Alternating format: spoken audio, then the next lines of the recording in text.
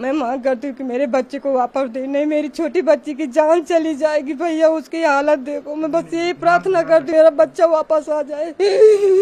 हम इतने दिन हो गए एक निवाला नहीं खाया, पानी पी पी के जी रहे, मेरी बच्ची की हालत खराब हो गई। आप सब कोई देख लो, और जो भी सुनते हो मैं उनकी भी हाथ पैर जोड़ती हूँ कि मेरे बच्चे को बचा लो।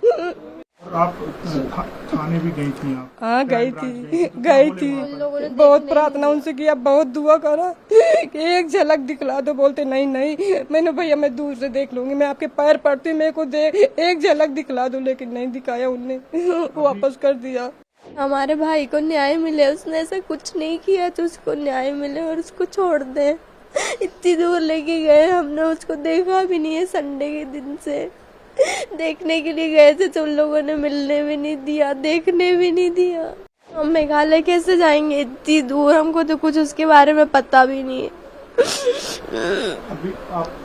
इसीलिए कल गए थे ताकि उसको एक बार तो देख पाए वहाँ ले जाने से पहले, लेकिन उन लोगों ने नहीं देखने दिया।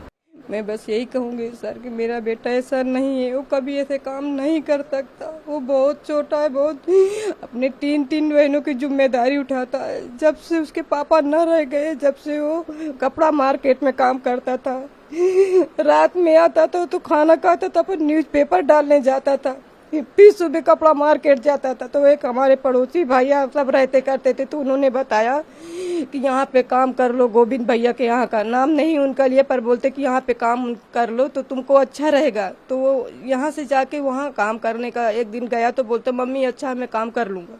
बस वहाँ काम करने लगा, 2 साल काम करते उसको हुए।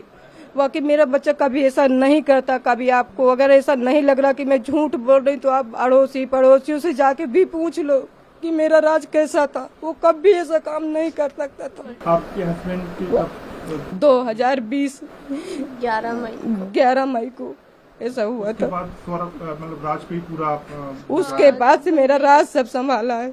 हम एक टाइम खाते थे और एक टाइम नहीं खाते थे, तब भी हम अपने बच्चों के साथ ऐसा रहा। मेरा बच्चा कभी ऐसा नहीं करा। मैं हाथ जोड़ के प्रार्थना यही करती हूँ कि मेरे बच्चे को बचा लो, उसको कुछ नहीं होना चाहिए। नहीं हम मर जाएंगे, हमारा कोई आगे पीछे नहीं है।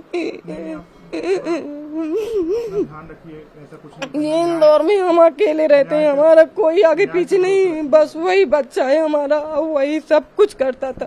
रात दिन मेहनत करा भैया, रात दिन मेहनत करा। आप क्या मांग करेंगी? मैं मांग करती हूँ कि मेरे बच्चे को वापस दे, नहीं मेरी छोटी बच्ची की जान चली जाएगी भैया, उसकी हालत देखो। मैं बस यही प्रार्थना करती हूँ कि मेरा बच्चा वापस आ जाए। हम इतने दिन हो गए एक निवाला नहीं खाया, पानी पी पी के जी रहे, मेरी बच्ची की हालत खराब हो गई। आप सब कोई देख लो, और जो भी सुनते हो मैं उनकी भी हाथ पैर जोड़ती हूँ कि मेरे बच्चे को बचा लो। अब वानी प्रिया की बेटी है। आपका बेटा यहीं इंदौर में था, वो तो कहीं गया भी नहीं था? कहीं नहीं गया था भैया, वो तो घर पे ही था।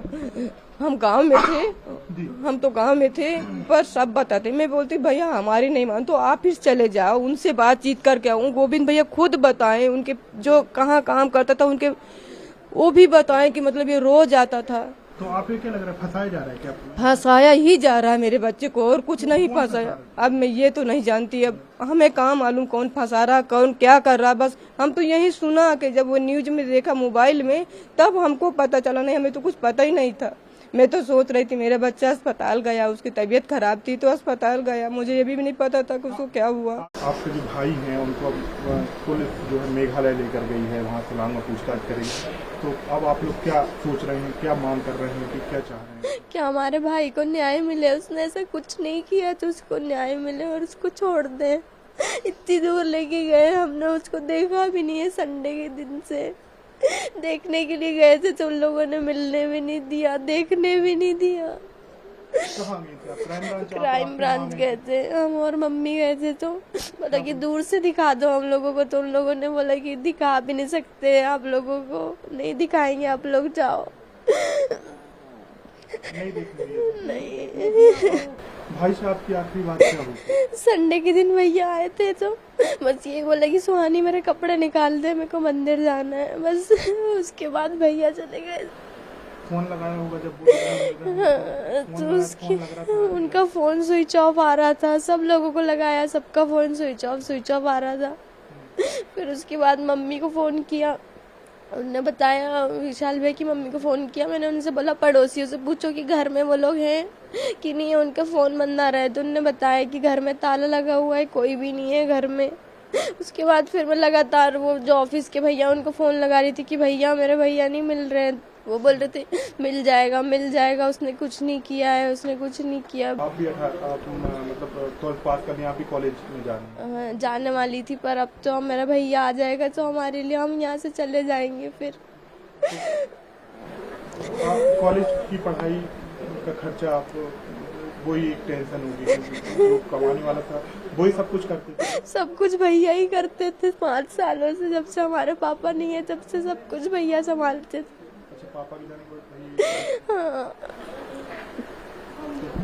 भैया ने खुद की पढ़ाई नहीं भैया ने अपनी पढ़ाई बंद कर दी थी, बस वो 10th पास आउट हुए थे, उनका रिजल्ट भी नहीं आया था, तभी पापा के साथ ऐसा हो गया था। उसके बाद भैया ने कभी पढ़ाई नहीं करी, वो बस हमारे लिए ही करते थे। वो अपने बर्थडे पे कभी कपड़े नहीं खरीदते थे, बस अभी 2 बार उन्होंने अपने बर्थडे पे कपड़े लिए थे, वरना कभी वो अपने बर्थडे पे भी कुछ नहीं खरीदते थे, बस हमारे लिए ही करते थे 5 सालों से। इसलिए तो भरोसा नहीं हो रहा कि वो कभी ऐसा कर सकते।